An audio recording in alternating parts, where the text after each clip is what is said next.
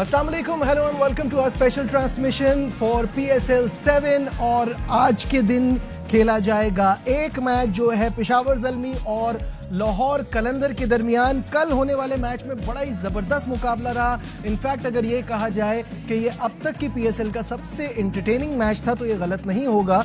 बहुत बड़ा स्कोर किया 217 रन का मुल्तान सुल्तान ने, और एक बार फिर वो जो रिवायत चल रही थी वो दोबारा से इन्होंने ब्रेक की और 20 रन से कामयाबी हासिल की। इस्लामाबाद यूनाइटेड की तरफ से उनके कप्तान ने बड़ी शानदार नॉक खेली, अनफॉर्चुनेटली जिता नहीं पाए।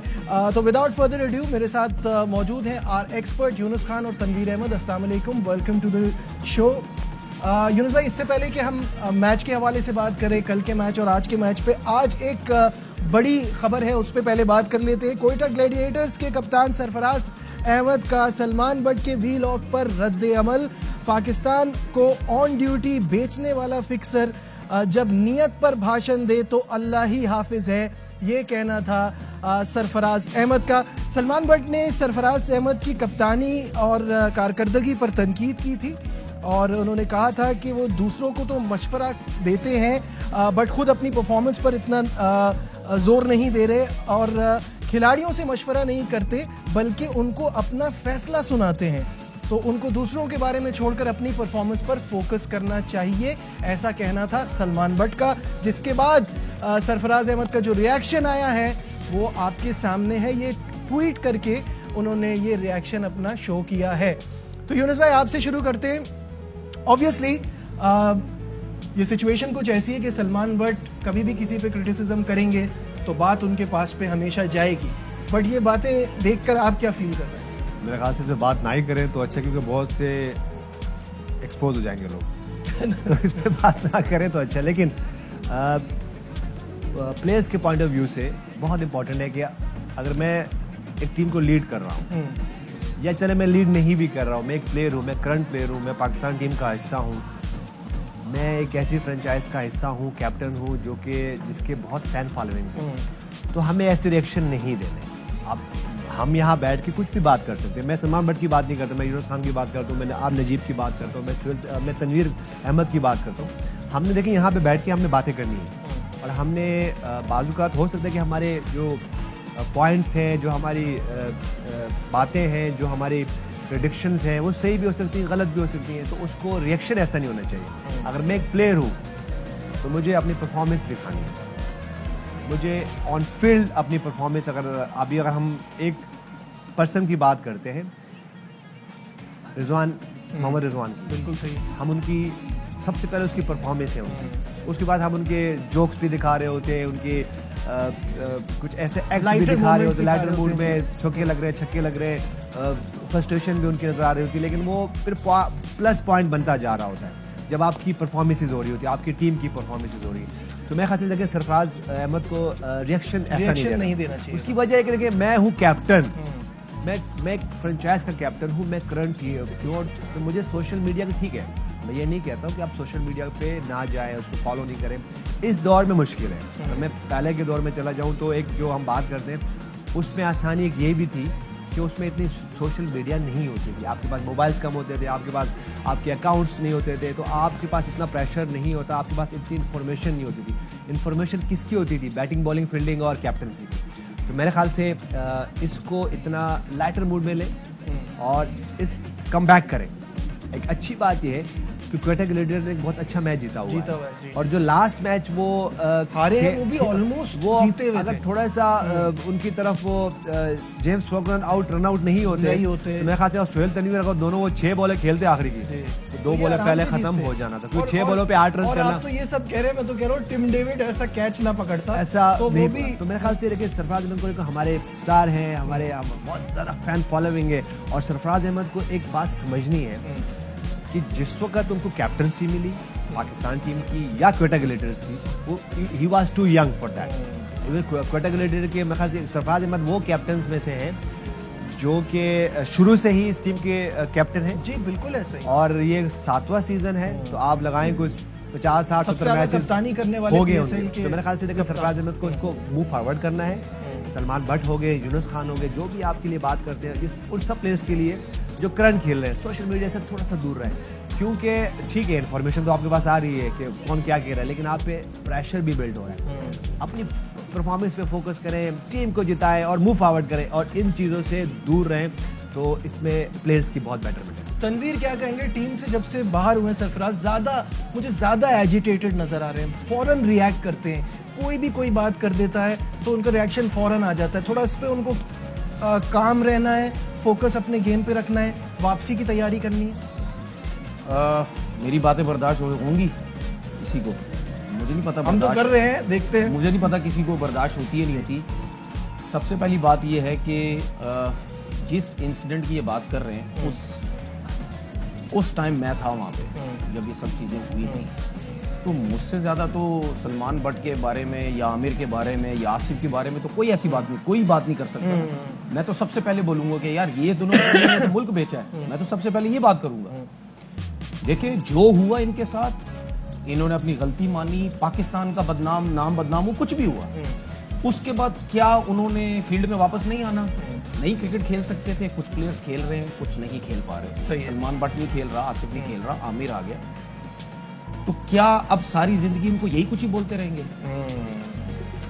सलमान बट अगर टीवी चैनल्स पे बैठ रहा है, क्या उसका कसूर है?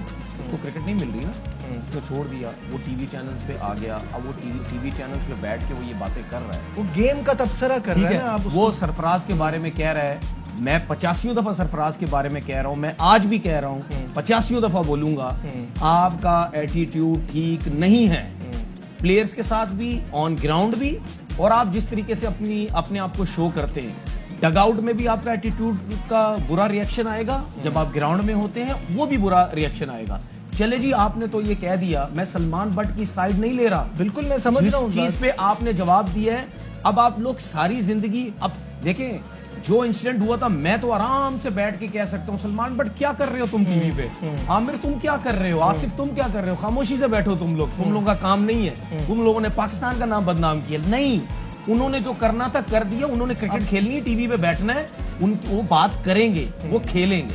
दूसरी चीज ये, सरफराज को अगर ये चीज इतनी बुरी लगी है, ठीक है, मुझे ये बताएं, जो 3 से 4 लड़के विदाउट परफॉर्मेंस कोयटा ग्लेडिएटर की टीम में हैं, क्या वहां पे आपकी जबान नहीं खुलती कि ये लड़के कैसे पाकिस्तान कोयटा ग्लेडिएटर के अंदर हैं?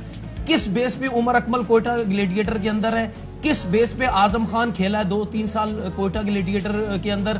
किस बेस पे अशर कुरैशी कोयटा ग्लेडिएटर की टीम के अंदर है? किस बेस पे गुलाम मुदस्सर कोयटा ग्लेडिएटर की टीम पे है? सरफराज को ये नजर नहीं आ रहा? क्यों नहीं नजर आ रहा? क्योंकि वो मैनेजमेंट के आगे बोल ही नहीं सकता। वो पाकिस्तान सीसी के लड़के हैं या नहीं है, इनकी वहां पे आवाज ही नहीं निकलती।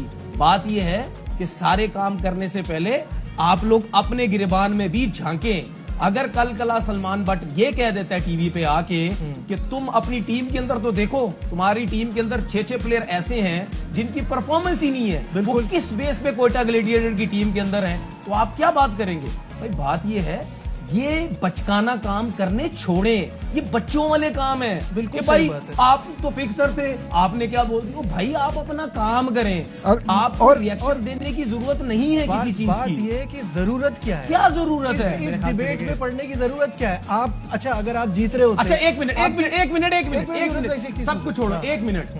सलमान बट की जगह यूनुस भाई ये बात कह देते हैं, कोई और बड़ा नाम कह देता है जिसने फिक्सिंग नहीं भी की है। अगर यूनुस भाई कह देते हैं सरफराज का तो एटीट्यूड ठीक नहीं है, ठीक है, मैं शर्त के साथ कहता हूं, जवाब दे के बता दे सरफराज, मैं मान जाऊंगा। आपने जवाब इस वजह से दिया, आपके दिमाग में ये था ये फिक्सर है। नहीं भाई, ये छोड़ दो ये सब चीजें, और जिसने जो अपने टाइम पे जो किया है वो हो गया, जो हो गया उसको दोहराओ मत। देखिए, हम सब या फिर एक बार मैं कह दूं, हम सब सरफराज को बहुत पसंद करते हैं। हमने सब जो चीज अच्छी है बहुत ज्यादा मैं चाहता हूं कि वो अपनी परफॉर्मेंस को बेहतर करे और वापस आए, लेकिन जिस तरह से वो रिएक्शन दे रहा है ना, ये टाइम सही नहीं है। हर चीज में रिएक्शन दे रहा है। ऑलमोस्ट आधा प्रोग्राम हो चुका है और इससे पहले ब्रेकिंग भी थी, तो प्लीज मेरे ख्याल से वापस आ जाए, गेम पे आ जाए। बिल्कुल गेम पे आते हैं। मैं फिर इसको एंड करता हूँ, दोनों तरफ से फ्रस्ट्रेशन है मेरे मुताबिक, या मेरे ख्याल से सलमान बट खेल नहीं पाए और प्लेयर खेल गए, और सरफराज अहमद जो है बैक टू बैक उनको ऐसे कोई एक मैच जो जीत सकते थे वो नहीं हो पाया, लेकिन ये कि इंसान दोनों है, दोनों फ्रस्ट्रेशन है, हम सब इंसान हैं, हमें एक दूसरे को इग्नोर करना है, मूव फॉरवर्ड करना है, और प्लीज मूव फॉरवर्ड करें और कल के मैच पे आ जाएं और आज के मैच पे भी आ जाएं। बिल्कुल सही है। बस यही फाइनल थॉट यही है कि रिएक्शन को सरफराज को रिएक्शन नहीं देना है और सिर्फ अपनी परफॉर्मेंस सलमान बट भी ख्याल रखना है। देखिए सलमान बट को भी ख्याल रखना है कि ऐसी मुनासिब सी बात करें जो कि गेम रिलेटेड हो, ठीक है, पर्सनल अटैक ना हो, ये हम सब एक दूसरे के लिए करना चाहिए। बात हम भी हाश हो जाते हैं, प्लेयर्स भी हाश हो जाते हैं, इंसान तो है, लेकिन ख्याल रखें रिस्पेक्ट का जो कहते हैं दामन हाथ से नहीं। यूनुस भाई ये नॉर्मल सी चीज है, ये कमेंटेटर भी कह चुके हैं कितनी दफा कि सरफराज को एटीट्यूड अपना चेंज करना चाहिए। यहाँ लेते हैं एक ब्रेक, डिस्कशन को आगे बढ़ाएंगे, stay with us. Glad to have you back once again in our special transmission। Yunus भाई आपसे शुरू करते हैं। जिस तरह से कल मुल्तान खेली है वो आपकी बात बार बार मेरे जहन में आ रही है। ये जितना हाई जा रहे हैं ये फाइनल में दिखाई नहीं दे रहे, लेकिन उनकी टीम तो ऐसी बनी हुई है कि वाकई में लग रहा है कि ओपिनियन है, मुझे लगता है may be I am wrong. नहीं, आपको जो लगता है वो अक्सर हो जाता है। हिस्स मेरी कह रही, लेकिन यार एक्सपीरियंस कोई तो काउंट करेगा ना। लेकिन मैं चाहूंगा कि ऐसा ना हो। मुझे तो लगता है, देखिए मैं ये चाहूंगा, मकसद क्या बोलने का, जो टीम बहुत अच्छा खेल रही होती है ना, वो कहीं ना कहीं आके उनके साथ इतना बुरा होता है। पास्ट में देखा हमने पास्ट में देखा कि जब पहला सीजन हुआ पीएसएल का तो पेशावर ज़ल्मी बिल्कुल स्मूथली टॉप किया और फिर फाइनल में पहुंचने के लिए 2 मैच हार गए। उसके बाद हमने फिर देखा लाहौर खैर स्ट्रगल करता रहा। इस्लामाबाद की बात करते हैं, पहले सीजन में 7-8 मैच लगातार जीते और उसके बाद सब हार गए। फिर जो आपने मुल्तान के फर्स्ट सीजन का जो याद दिलाया था कि वो 7 मैचेस लगातार जीते, उसी के तो ऐसी टीमें। अच्छा हम पेशावर ज़ल्मी की बात करते हैं बार बार, हमने हमेशा देखा पेशावर ज़ल्मी क्योंकि 3 सीजन में मैं भी उनके साथ रहा, शुरू में हारते हैं, 2 हारे, फिर 3 जीते, फिर इस तरह हारते हारते और वो पहुंच जाते हैं। जी ठीक है, क्वेटा ग्लेडिएटर हमेशा अच्छा खेलते रहे, कभी फाइनल में नहीं पहुंचते थे, पहले की बात करें। फिर एक बार जीते। इसी तरह लाहौर कलंदर को देखें, जब वो खेलते हैं तो हर मैच जीत रहे हो, जब हारते तो हर मैच हार रहे होते हैं। तो मेरे ख्याल से इस वजह से मुझे लगता है। लेकिन अगर हम टीम की बात करें तो ये उन वाहिद टीमों में से है या उन चंद टीमों में से है जो कि किसी एक प्लेयर पर डिपेंड नहीं करते। एग्जैक्टली। शान मसूद ने कल फिर अच्छा खेला, आउट हो गए, कैप्टन कल फिर उनके आउट हो गए, फिर करते करते जिससे रायली रुस्सो ने और टिम डेविड ने परफॉर्मेंस की, इट वाज अमेजिंग। लेकिन मुझे सबसे अच्छी बात लगी मुल्तान सुल्तान की कल, जो मैं ये बात जो मुझे लगती है कि जिस तरह उन्होंने रोमान रईस को इस्तेमाल किया, मौका दिया। क्योंकि हमने देखा कि रोमान रईस काफ़ी अरसे से आउट थे, उनकी बॉलिंग हमारे सामने कल बहुत अच्छी बॉलिंग की। क्योंकि रोमान रईस एक ऐसे प्लेयर है जो कि हमें सिर्फ फ्रेंचाइज में नहीं, अगर वो फिट होते हैं और खेलते हैं तो हमें शॉर्टर वर्जन की जो क्रिकेट उसमें बहुत इंपॉर्टेंट रोल है उनका नेशनल टीम के लिए। तो रोमान ने जिस तरह बॉलिंग पहले वो हमेशा इस्लामाबाद यूनाइटेड से ही खेलते थे, उन्हीं के खिलाफ उन्होंने कल वो एक अच्छा वो थी। और जैसे मैंने कल मैच की बात की, और फिर एक और शादाब खान जी, कल उनकी बॉलिंग जी, फिर उनकी स्पेशली बैटिंग। जबकि हम यहाँ से देखिए, हम उनकी बॉलिंग की भी बात करेंगे। अगर हम देखें, अगर 4 ओवर में 29 रन, ठीक, कोई आउट नहीं किया, लेकिन जो हम बार बार बात कर रहे थे, अभी रिसेंटली जो वर्ल्ड कप हुआ उसमें भी हम बात कर रहे थे कि हमारे स्पिन अटैक थोड़ा सा इतना ऐसा नहीं है कि अगर मुश्किल टीम मैच में है तो हमें वो परफॉर्म करके दे। कल मुश्किल मैच था, शादाब खान की बॉलिंग से पहले हम लेते हैं क्योंकि उनका मेन रोल है वो ही is playing as a bowler allrounder. और उसके बाद जिस तरह उनकी बैटिंग थी बहुत सिंपल था उनका कि वो जाएंगे अपना गेम खेलेंगे, और यही शादाब खान है। इसी तरह अगर वो इंटरनेशनल क्रिकेट में खेले तो one of the top allrounder बन सकते हैं। मेरा अगला सवाल था आपसे कि अगर वो इसका 50% भी इंटरनेशनल में दे दे तो हमारा वो पावर हिटर की तलाश का क्लियर है ना। देखिए कल माइंड क्लियर था, माइंड क्या क्लियर था, अगर 217 हमने 217-18 का टारगेट है और खेलना है, किसी एक ने ऐसा खेलना था तो मैं ही क्यों ना खेलूं, क्योंकि मैं कैप्टन हूँ। exactly. हम बार बार बात करते हैं कैप्टन्स की कि वो कैसे, वो एग्जाम्पल्स कैसे शो कर सकते हैं। ये एग्जाम्पल नहीं कर सकते कि मुश्किल में पीछे भाग जाए या अगर फायरिंग हो रही तो मैं पीछे और सबसे आखिरी लाइन में लग जाऊँ। नहीं, फायरिंग हो रही है तो मैं फेस करूंगा। हो सकता है कि आपको कुछ चोटें लगेंगी, लेकिन तभी आप अपनी क्रेडिबिलिटी बना सकते हो, तभी आप आगे जाके के लीडर बन सकते हो। तो कल शादाब खान ने अपने कैप्टनसी से, बॉलिंग से, बैटिंग से मैंने दो मैच नहीं जीत पाए, लेकिन अगर वो आखिर तक खेलते या उनके साथ थोड़ी सी भी पार्टनरशिप होती तो ये पार। तो बिल्कुल सही कह रहे हैं। अच्छा, पॉइंट्स टेबल पर भी एक नजर डाल लें क्योंकि Multan going strong with the win yesterday और ये देखिए आप 4 में से 4 अब तक अनबीटन, 8 पॉइंट्स, नेट रेट भी इनका बड़ा जबरदस्त 0.62। इस्लामाबाद यूनाइटेड दूसरे नंबर पे है, जबकि सिर्फ 2 ही मैच हुए हैं, एक जीता है एक हारा है, 2 पॉइंट्स के साथ दूसरे नंबर पे। तीसरे पे कोयटा, चौथे पे लाहौर, 5वें पे पेशावर और कराची अब तक अपना कोई मैच भी नहीं जीत पाई है। जी तनवीर, पॉइंट्स टेबल देखिए, पॉइंट्स टेबल के हिसाब से तो क्लियरली नज़र आ रहा है कि मुल्तान सुल्तान की जो टीम है वो बहुत ही एक्स्ट्राऑर्डिनरी परफॉर्मेंस दे रही है। और इस्लामाबाद भी पहला मैच बहुत अच्छा जीता, कल का मैच हारा। देखिए, टिम डेविड ने परफॉर्म किया, बहुत अच्छी बैटिंग की, लेकिन कुछ चीज़ें मैं इस्लामाबाद के बॉलर्स के लिए बात करना चाह रहा हूँ। देखिए, जब कोई प्लेयर छक्के लगाता है तो आपको कुछ चेंज करना है। कोशिश ये करते हैं कि इसको डिफरेंट तरीके से बॉल की जाए, ठीक है। इस्लामाबाद के बॉलर्स की तरफ से कोई यॉर्कर्स नजर नहीं आया, हमें कोई बाउंसर्स नजर नहीं आए। एक बॉल पीछे किया गया, वो आउट हो गया। तो आपको एक्सपेरिमेंट करने चाहिए जो कि नजर नहीं है। बिल्कुल, यहाँ लेते हैं एक ब्रेक, स्टे विद अस। एक बार फिर खुश आमदीद कहेंगे आपको हमारी स्पेशल ट्रांसमिशन में। जल्दी से विनर अनाउंस कर दें कल के सवाल का और आज का सवाल भी। तो कल जो हमने आपसे सवाल किया था वो था कि पीएसएल में एज कैप्टन सबसे ज्यादा मैचेस खेलने वाला खिलाड़ी कौन है। अभी शुरू में ही डिस्कशन हो रही थी। सरफराज पहले सीजन से अब तक सरफराज सबसे ज्यादा मैचेस में कप्तानी कर चुके हैं, विच इज 65 मैचेस। तो जिन्होंने सही जवाब दिया है उनके नाम बताता चलूं। मोहम्मद हसन कराची से, सालिक कराची से, सैफ गुजरावाला से और लियाकत अली पाकपतन से। तो आप सबको बहुत बहुत मुबारक हो, हमारी तरफ से एक शानदार बैट आप जीतने में कामयाब हुए हैं। आज के सवाल की तरफ बढ़ते हैं। पीएसएल के बेस्ट बॉलिंग फिगर्स क्या हैं? पीएसएल के अब तक के बेस्ट बॉलिंग फिगर्स क्या हैं? जिसको जवाब आता है सेलफोन में जाइए, टाइप मैसेज में अपना जवाब लिखिए, नाम लिखिए, शहर का नाम लिखिए और सेंड कर दीजिए 8038 पे। जी, पेशावर ज़ल्मी और लाहौर कलंदर, वक्त कम है। यूनुस भाई, क्या लगता है कौन ज्यादा स्ट्रांग है एंड व्हाई? पहले मैं पिछले मैच पे आ जाऊँ थोड़ा सा। जी कर लें। सिर्फ 25 सेकंड चाहिए। ठीक है।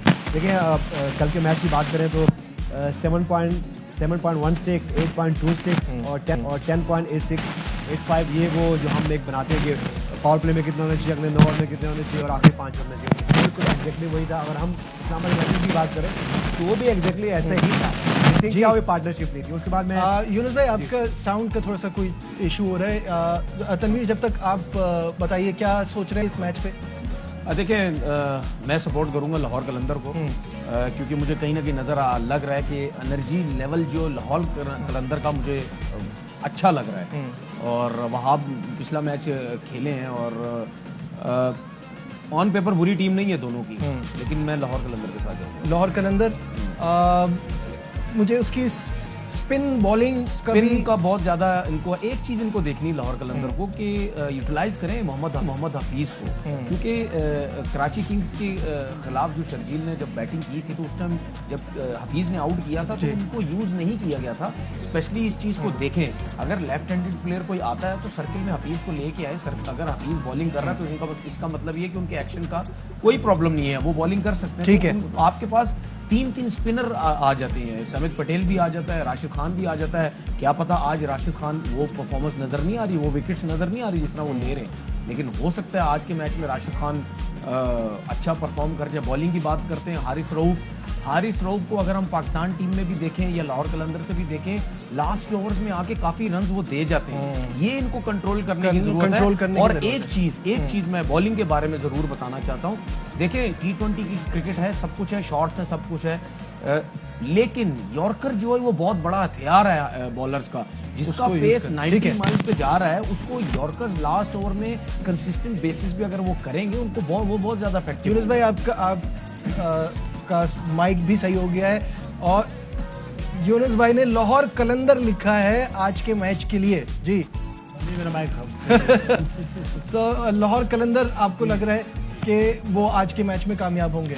टॉस का तो अब वो चीज मुल्तान ने बदल दी। एक और बात, अभी जो हम पिछले सरफराज के लिए बात कर रहे थे, उनको ये याद होना चाहिए कि सरफराज अहमद और सबसे पुराने कैप्टन है। बिल्कुल सही है, ये याद रखें सरफराज अहमद और आबू फॉरवर्ड करें। बिल्कुल सही है। लाहौर कलंदर, हम सबको यहाँ यही लग रहा है कि आज के मैच के लिए वो स्ट्रांग है। फिलहाल हमारी ट्रांसमिशन में बस दीजिए अपने मेजबान नजीबुल हसनैन को इजाजत। अपना बहुत ख्याल रखिए। अल्लाह हाफिज। अहम तरीन खबरें अब एक क्लिक की दूरी पर। आपके पसंदीदा टॉक शोज हों या अहम मुल्की या गैर मुल्की शख्सियात की न्यूज कॉन्फ्रेंसेस, हर लम्हा बाखबर रहने के लिए सब्सक्राइब करें हमारा YouTube चैनल। मौसम की सूरत हाल हो या खेल के मैदान से खबरें, अपने मोबाइल फोन से मुल्की और बैनुल अक़वामी अहम खबरों तक रसाई के लिए डाउनलोड कीजिए मोबाइल ऐप। बावसूख ज़राए से मुसद्दिका खबरों, तज्ज़ियों और तबसरों से मुस्तफीद होने के लिए विजिट कीजिए पाकिस्तान की सबसे बड़ी न्यूज वेबसाइट www.arYnews.tv। इन सब के अलावा पाकिस्तान का सबसे बड़ा फेसबुक पेज हो, सबसे बड़ा न्यूज इंस्टाग्राम अकाउंट या फिर ट्विटर, ARY न्यूज पहुंचा रहा है खबरें सबसे पहले आप तक, ताकि आप रहें हर लम्हा बाखबर।